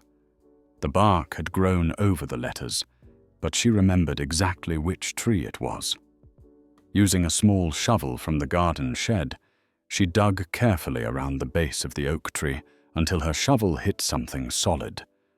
Wrapped in multiple layers of plastic was a metal box containing documents, photographs, and computer drives. But these weren't just financial records. They were classified military plans, strategic assessments, and communications that should never have left secure facilities. One file made her heart race. It contained detailed plans for NATO training exercises scheduled for next month, including troop movements, communication frequencies, and security protocols. Someone had been systematically photographing classified documents and preparing them for transmission to foreign intelligence services. The second location, their childhood fishing spot by the river, yielded another box with even more disturbing contents. Photographs showed military personnel meeting with unidentified civilians in restaurants, hotels, and private residences. Bank records documented payments from shell companies to military officers. Most shocking were transcripts of recorded conversations between Czech officers and foreign handlers discussing specific intelligence requirements. But it was at the third location, the small shrine where their mother had prayed daily before her death, that Alzbeta found the most damning evidence. This box contained not just proof of the spy ring's activities, but detailed plans for their next operation. According to the documents, the network was planning to provide foreign agents with access to a new military communication system scheduled for testing next week. The system would give enemy forces the ability to monitor all Czech military communications, essentially blinding the country's defense capabilities. The operation was scheduled to take place during a high-level military conference where the new system would be demonstrated to senior commanders. Someone with access to the conference would copy the system's encryption codes and provide them to foreign agents waiting nearby. As she studied the operational plans, Alzbeta realized why Colonel Kral had given her 24 hours to accept their offer. The spy operation was scheduled to occur tomorrow evening. They needed to eliminate all potential threats before then, which meant both she and Eva had to be silenced tonight. She tried calling Eva's cell phone, but it went straight to voicemail. Her encrypted messaging system showed no activity. Either Eva was being extremely careful about communication security, or something had already happened to her. Driving to Prague as quickly as possible, Alzbeta tried to develop a plan that could accomplish multiple objectives simultaneously. She needed to warn Eva, prevent tomorrow's spy operation, and expose the entire conspiracy before anyone else died. The solution came to her as she passed a highway billboard advertising the evening news. Instead of trying to reach Eva secretly, she would force the story into public attention immediately. If she could get the evidence to multiple media outlets simultaneously, the conspiracy couldn't silence all of them at once. But first, she had to make sure Eva was still alive. Eva's apartment building looked normal from the outside, but Alzbeta noticed a van parked across the street with 2 occupants who seemed to be watching the building. She circled the block twice before finding a parking space that allowed her to approach through a back entrance. The building's rear fire escape led to Eva's floor, where Alzbeta could see lights on in the apartment, but no movement. She climbed carefully, using skills learned during military reconnaissance operations decades ago. Through the window, she could see Eva sitting at her computer, apparently working on the story. But something about her posture seemed wrong. Too rigid, too still. Moving to get a better angle, Alzbeta saw a man standing behind Eva with what appeared to be a weapon pressed against her back. This was a trap. They were using Eva as bait to draw Alzbeta into a controlled environment where both of them could be eliminated quietly. But they had made a tactical error by not posting guards on all approaches to the building. Alzbeta descended the fire escape and called Prague police from a payphone, reporting an armed hostage situation at Eva's address. Then she called the city's major television station and told them a former general was about to expose a major military conspiracy. They should have cameras at Eva's building within the hour. While emergency responders and media crews were racing to the scene, Alzbeta used her knowledge of the building's layout to enter through a basement maintenance access. The elevator machinery room had a service shaft that connected to the ventilation system, providing access to every floor. She emerged in the hallway outside Eva's apartment, just as police sirens began wailing in the distance. Through the door, she could hear voices. at least 2 men, discussing their options as the situation deteriorated. "Police are here," one voice said. "We need to eliminate both targets and extract immediately." "Negative," another voice replied. "Too much attention now. We abort and try again later." But Alzbeta wasn't going to let them escape to kill Eva another day. As the first police officers entered the building's lobby, she kicked in the apartment door and threw herself into the room. The scene froze for a split second.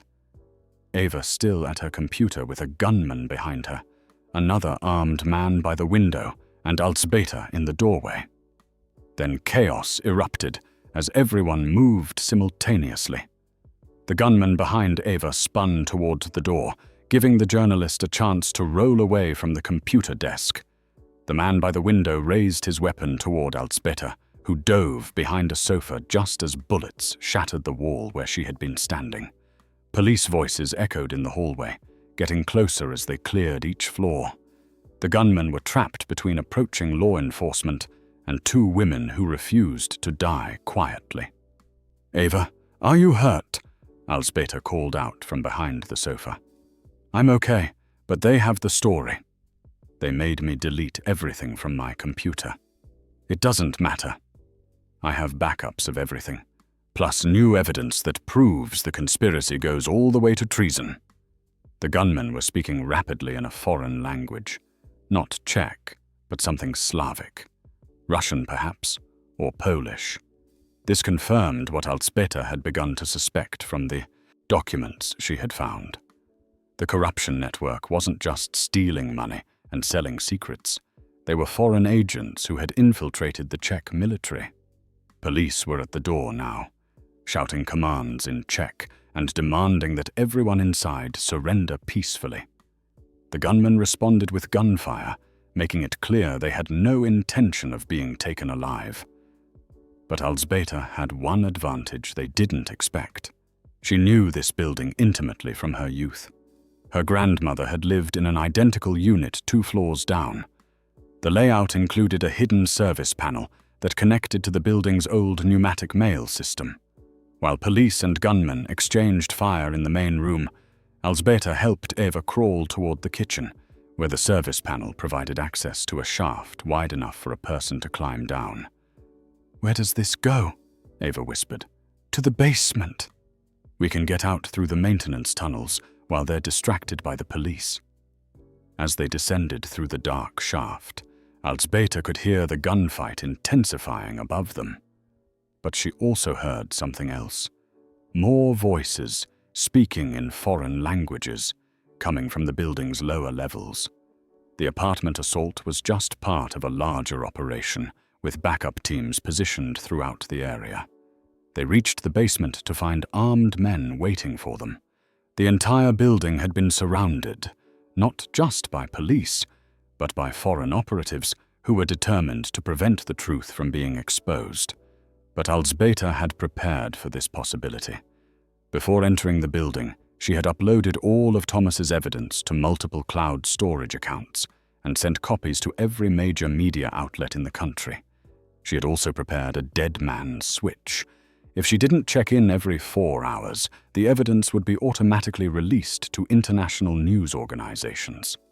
"Gentlemen," she announced to the armed men in the basement, "you're too late. The evidence is already public." One of the men spoke into a radio in rapid Russian. The response was immediate and angry. Apparently, news outlets were already beginning to report on leaked documents showing military corruption and possible foreign infiltration. The spy operation scheduled for tomorrow was blown. The corruption network was exposed. Most importantly, Thomas's death and the deaths of Pavel Krejci, Major Kernakova, and others would finally be avenged. As police tactical units stormed the building from multiple directions, Alzbeta and Eva took shelter behind concrete support columns in the basement. The foreign operatives were fighting desperately, but they were outnumbered and trapped in an urban environment where they couldn't use their full capabilities. The battle was brief but intense. When the shooting stopped, 3 foreign agents were dead and 2 were wounded but captured. The operation to silence the truth had failed, and now the evidence of foreign espionage would trigger investigations that would sweep through the military and government. As paramedics checked Eva for injuries and police began securing the crime scene, Alzbeta realized that her brother's sacrifice had finally achieved its purpose. The truth was public, the conspiracy was exposed, and the people responsible for so many deaths would face justice. But she also knew this was just the beginning. The documents Thomas had hidden revealed a network of corruption and espionage that reached deep into government and military institutions.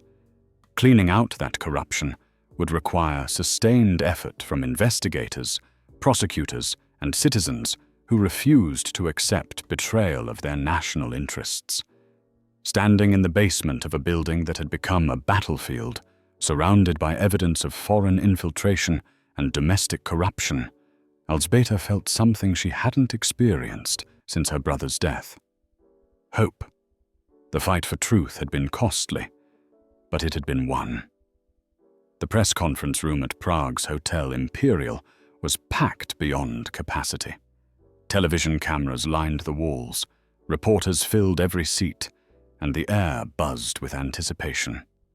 Word had leaked overnight that a former general was about to make explosive revelations about military corruption, and every major news outlet in Central Europe had sent their best investigative reporters. Alzbeta sat at a table facing the assembled media, a stack of documents before her, and a microphone that would amplify her words across the nation. To her right sat Eva, her laptop open and ready to provide supporting documentation. To her left was Dr. Pavel Novotny, a constitutional law expert who would help explain the legal implications of what they were about to reveal. The events of the previous night had changed everything. The shootout at Eva's apartment building had made headlines, and speculation was running wild about foreign agents and military conspiracies. But speculation wasn't enough. The public deserved to know the complete truth about the corruption that had cost so many lives. "Ladies and gentlemen," Alzbeta began, her voice steady despite the magnitude of what she was about to reveal. "My name is General Alzbeta Svobodova, retired. 6 days ago, I discovered evidence of systematic corruption within our military establishment. What I am about to share with you represents not just financial fraud, but a betrayal of our national security that reaches the highest levels of military command." She held up the first document, a bank statement showing transfers of millions of crowns to offshore accounts controlled by military officers. These records document 5 years of systematic theft from military procurement budgets. Money intended for soldier equipment, training facilities, and modernization programs was instead diverted to private accounts controlled by corrupt officers and their civilian accomplices. The room was absolutely silent, except for the clicking of camera shutters and the scratching of pens on paper. Every journalist present understood they were witnessing history, a moment when institutional corruption was being exposed in real time. But financial corruption was only the beginning, Alzbeta continued, reaching for another folder. The same officers who were stealing procurement funds were also selling classified military information to foreign intelligence services.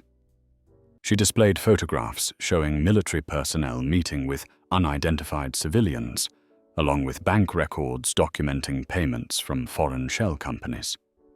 These images and financial records prove that Czech military secrets, including NATO training exercises, communication protocols, and strategic assessments, were being systematically photographed and transmitted to foreign handlers in exchange for substantial payments. A reporter in the front row raised her hand. "General, are you alleging that foreign agents had infiltrated our military?" "I'm not alleging it. I'm proving it.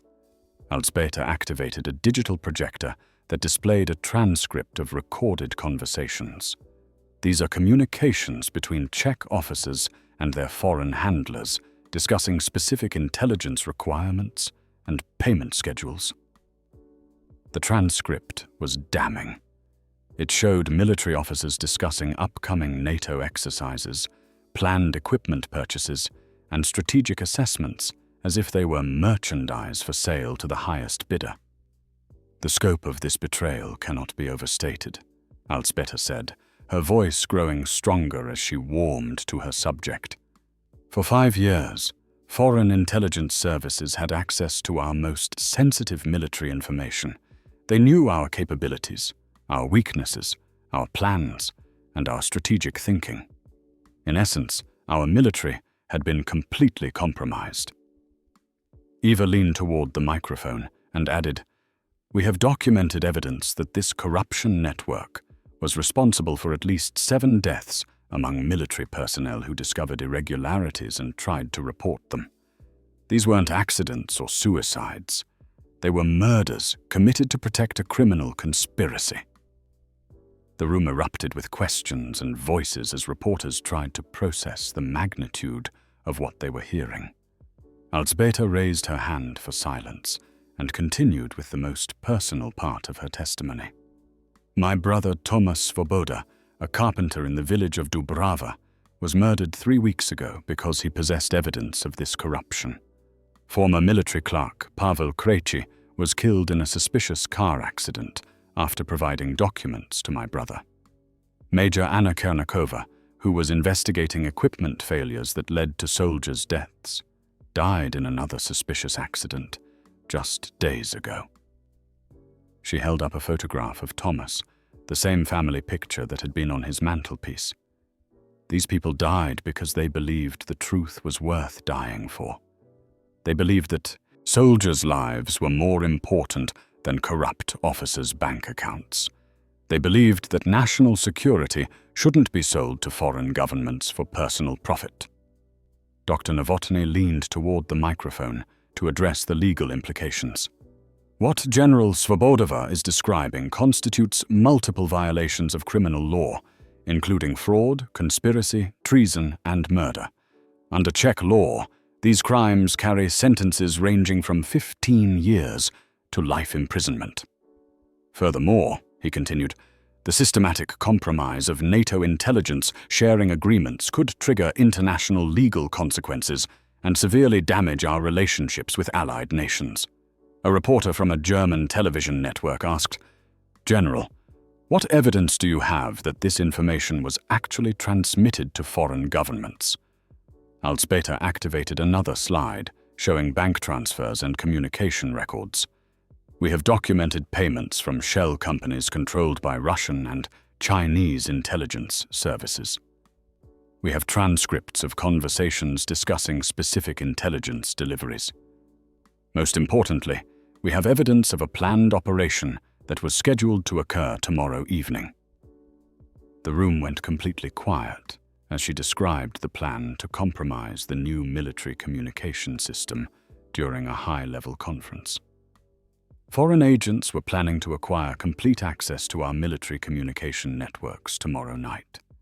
If this operation had succeeded, enemy forces would have been able to monitor all Czech military communications, essentially blinding our defense capabilities. She paused to let that sink in before delivering her final bombshell. "The corruption network we've exposed tonight includes General Viktor Novak, Colonel František Král, and at least 12 other high-ranking military officers. These men weren't just stealing money. They were committing treason on a scale that threatened our national survival." The press conference erupted into chaos as reporters shouted questions and camera flashes illuminated the room like lightning. But Alzbeta remained calm, methodically answering questions and providing additional documentation to support every allegation she had made. "General," called out a reporter from Czech television, "what do you hope to accomplish with these revelations?" "Justice for the people who died trying to expose this corruption. accountability for the officers who betrayed their oaths and their country, and most importantly, reforms that will prevent this kind of betrayal from ever happening again. Ava added, "We also hope to honor the memory of ordinary citizens like Thomas Svoboda and Pavel Krejci, who risked everything to protect their country from enemies both foreign and domestic." As the questions continued, Alzbeta realized that the microphone in her hands had become more than just a tool for amplification. It was a weapon, the most powerful weapon she had ever wielded in 30 years of military service. With it, she was destroying a criminal conspiracy that had threatened national security and cost innocent lives. Every word she spoke was being broadcast live across the nation and transmitted internationally. Every document she displayed was being photographed and distributed to news outlets worldwide. The corruption network, that had seemed so powerful and untouchable just hours ago, was being systematically demolished in front of millions of witnesses. But she also knew that her enemies weren't finished fighting. Even now, they were probably planning counterattacks, preparing denials, and arranging for lawyers and public relations specialists to minimize the damage. The real battle was just beginning. The press conference had been running for 90 minutes when the disruption began. A commotion at the back of the room drew everyone's attention as several men in military uniforms pushed through the crowd of reporters. Leading them was General Viktor Novak himself, his face a mask of controlled fury. "This press conference is over," Novak announced, his voice carrying the authority of decades in command. "General Svoboda is making serious allegations without proper verification, potentially compromising ongoing military operations." But Alzbeta had been expecting this moment. She remained seated at the table, her hand resting calmly on the microphone that was still broadcasting live to the nation. "General Novak," she said, her voice carrying clearly through the room. "How convenient that you've arrived. Perhaps you can explain to these journalists why your voice appears on this recording." She activated the digital player, and Novak's voice filled the room. "The Sernakova problem needs to be resolved quickly. Her investigation is asking questions that could compromise the entire operation." The effect was immediate and dramatic.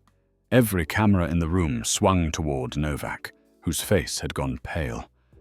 The recording continued, playing his casual discussion of arranging permanent solutions for people who asked too many questions. "That recording is fabricated," Novak declared, but his voice lacked conviction. "It's been manufactured to support these outrageous allegations." "Then you won't mind submitting to voice analysis testing," Eva interjected from her seat at the table. "We have independent audio experts ready to authenticate these recordings using scientific methods." Dr. Novotny leaned toward the microphone. "Under Czech law, General Novak, you have the right to legal representation before answering any questions. But I should inform you that this evidence suggests probable cause for immediate detention pending investigation." The room was electric with tension as two of the most senior military officers in Czech history faced each other across a crowded press conference. But this wasn't a formal military hearing. It was a public confrontation being broadcast live to millions of Hotel viewers. "Viktor," Alzbeta said, using his first name deliberately. "You taught me that a soldier's honor was more important than life itself. You told me that betraying one's country was the ultimate sin. How do you reconcile those teachings with taking money from foreign intelligence services?" "You don't understand the complexities of modern military operations," Novak replied, his composed facade beginning to crack. "Sometimes difficult decisions must be made to preserve larger strategic interests." "Difficult decisions?" Alzbeta's voice rose with controlled anger. "You call murdering Pavel Krejci a difficult decision? You call arranging my brother's death a strategic interest." She stood up from the table and faced him directly, her voice carrying the full weight of moral authority. "You didn't just betray your country, Victor. You betrayed every soldier who ever served under your command. You betrayed every family who trusted you with their sons' and daughters' lives. You betrayed the memory of every soldier who died, believing they were serving honorable leaders." The confrontation was being watched by military personnel throughout the country, many of whom had served under one or both of these generals. Social media was exploding with reactions as active duty soldiers expressed their shock and betrayal at learning their commanders had sold military secrets to foreign powers. Colonel František Král appeared at the back of the room, flanked by what appeared to be military police. But instead of arresting Alžběta, they moved toward the table where she was standing. "General Svobodova," Král announced, "you are under arrest for violation of military security regulations and disclosure of classified information." But Alžběta was ready for this move as well. "Colonel Král, I believe these journalists would be interested in hearing your voice on this recording as well." She activated another audio file, and Král's voice filled the room. "The civilian in Dubrava won't be a problem much longer. Some lessons need to be permanent." The effect was immediate. Several reporters began shouting questions at Král, whose attempt to arrest Alžběta suddenly looked like an obvious attempt to silence a witness rather than enforce legitimate military justice. But the most dramatic moment came when Eva activated her laptop and projected a photograph onto the room's main screen. It showed Král meeting with two men identified in intelligence files as Russian military intelligence officers. "This photograph was taken 6 months ago at a restaurant in Vienna," Eva announced. "Colonel Král is shown receiving a briefcase from confirmed Russian agents. Bank records show that he deposited 50,000 euros in an Austrian account the following day." The room erupted as reporters realized they were witnessing the real-time exposure of a Russian spy network that had penetrated Czech military leadership. Camera operators struggled to capture both the projected evidence and the reactions of the accused officers. "Ladies and gentlemen," Alžběta said, raising her voice above the chaos, "what you're seeing is the face of treason. These men sold our national security to foreign powers while hiding behind uniforms and honors they never deserved." Novak made one final attempt to regain control of the situation. "These allegations are part of a coordinated disinformation campaign designed to damage our military's reputation and effectiveness. General Svobodova has been manipulated by foreign agents seeking to undermine our national defense." But his words fell flat in a room filled with evidence of his own betrayal. Bank records showing payments from Russian shell companies, photographs documenting meetings with foreign agents, and recorded conversations planning murders were more convincing than any denial he could offer. The moment that defined the entire press conference came when a young reporter asked the question that everyone was thinking.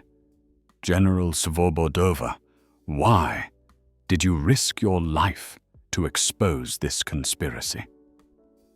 Alžběta looked directly into the television cameras, knowing her words would be heard by millions of people across the country and around the world. "Because my brother died, believing that truth was worth dying for. Because soldiers like Pavel Krejci and Major Kernakova were murdered for trying to protect their country from enemies who wore the same uniform they did. Because allowing corruption and treason to flourish in darkness is the same as participating in it." She paused, gathering her thoughts for what she knew would be her most important statement. "Most importantly, because democracy depends on citizens who are willing to speak truth to power regardless of the personal cost. If we allow fear to silence us when our leaders betray their oaths, then we've already surrendered our freedom to the enemies they serve." As she spoke these words, plainclothes police officers entered the room and approached both Novak and Kroll. The evidence presented during the press conference had provided probable cause for immediate arrest on charges ranging from fraud to treason. The handcuffs clicking onto their wrists were the sound of justice finally being served. The artifact of their downfall, the simple metal restraints that symbolized the end of their criminal conspiracy, would become one of the most powerful images in Czech political history. As the two former generals were led away in handcuffs, Alžběta remained at the microphone, ready to answer additional questions from the press and provide whatever additional evidence investigators would need to dismantle the entire corruption network. The battle for truth had been won, but the work of rebuilding trust in military institutions was just beginning. 6 months had passed since the press conference that changed everything.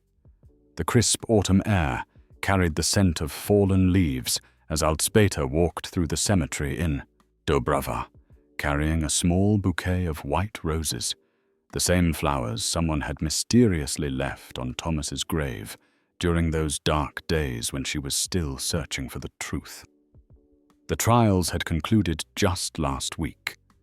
General Viktor Novak received life imprisonment for treason, conspiracy, and multiple counts of murder. Colonel František Král was sentenced to 35 years for espionage and conspiracy to commit murder. 12 other military officers received sentences ranging from 15 to 25 years for their roles in the corruption network.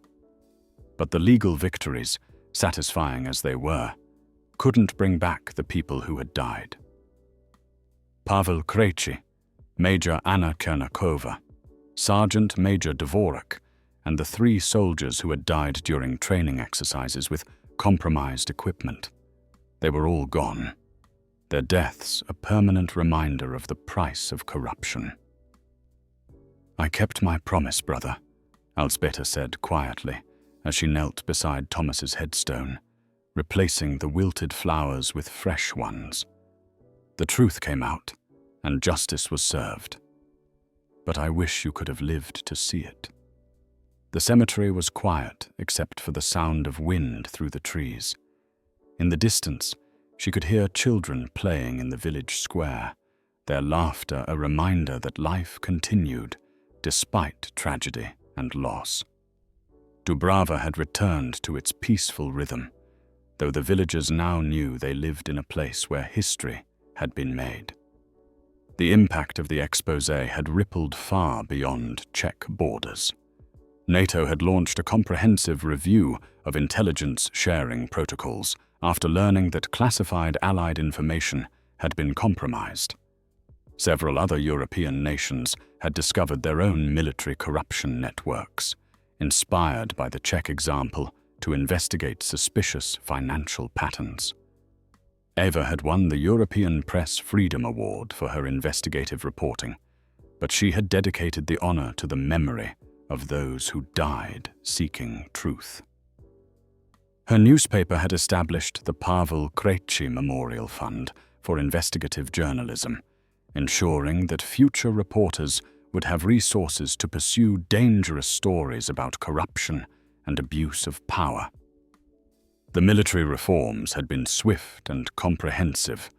A new Inspector General's office had been created with civilian oversight and direct reporting to Parliament. All military procurement contracts now required multiple approvals and independent auditing.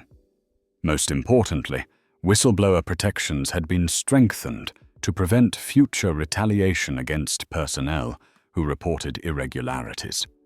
But perhaps the most significant change was cultural rather than institutional. The Czech military was rebuilding its sense of honor and purpose, recognizing that true strength came not from secrecy and hierarchy, but from transparency and accountability. Young officers were studying the corruption case as an example of how institutional loyalty could become toxic when it protected criminals rather than serving the public good. Alzbeta had been asked to lead the Military Reform Commission, but she had declined. Her role in this story was finished, and it was time for a new generation of leaders to build better institutions. Instead, she had accepted a teaching position at Charles University, where she could share her experience with students studying public administration and ethics. Her first lecture had been about the difference between institutional loyalty and moral courage. She had told her students that sometimes serving your country meant challenging the people who claimed to speak for it. Sometimes protecting national security required exposing the enemies within, rather than focusing only on external threats. The response from students had been overwhelming. They had grown up in a democracy, but they had also witnessed how easily democratic institutions could be corrupted by people who put personal gain above public service. Alzbeta's story gave them hope that individual courage could still make a difference in a complex world. Standing in the cemetery as afternoon shadows lengthened, Alzbeta thought about the long journey from her brother's funeral to this moment of quiet reflection. The path had been dangerous and costly, but it had led to something valuable: accountability, justice, and institutional reform that would protect future generations from similar betrayals. Her phone buzzed with a text message from Eva. "Coffee tomorrow? I have a new story I want to discuss with you. Possible corruption in the environmental ministry." Alzbeta smiled and typed back, always ready to help a good journalist find the truth. Some people might have chosen a quieter retirement after such a traumatic experience, but Alzbeta had learned that fighting corruption wasn't a single battle to be won and forgotten. It was an ongoing responsibility that required constant vigilance from citizens who cared more about truth than comfort. As she prepared to leave the cemetery, she noticed a young woman placing flowers on a nearby grave. The woman looked familiar, and after a moment Alzbeta recognized her as Pavel Krekci's daughter, now in her early 20s and working as a social worker in Prague. "Excuse me," the young woman said, approaching tentatively. "Are you General Svobodova?" "I am." "My name is Marie Krekci. My father was the military clerk who brought evidence to your brother." Alzbeta felt her throat tighten with emotion. "Your father was a brave man.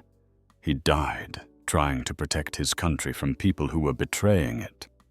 "I wanted to thank you," Marie continued, tears forming in her eyes. "For 6 months after my father died, we didn't understand what had happened.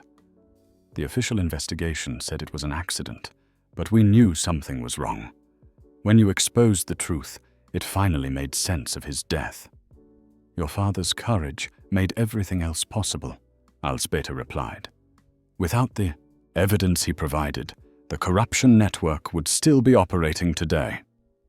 They stood together in comfortable silence for a few minutes, two women whose lives had been shaped by the courage of men who chose truth over safety. Finally, Marie spoke again. "I'm studying law now. I want to become a prosecutor specializing in corruption cases. My father's death won't be meaningless if I can help prevent other families from going through what we experienced." As Alzbeta watched Marie walk away, she realized that this might be the most important outcome of everything that had happened. The next generation had learned that individuals could make a difference, that corruption could be defeated, and that justice was worth fighting for, even when the odds seemed impossible. The sun was setting as she made her final visit to Thomas's grave.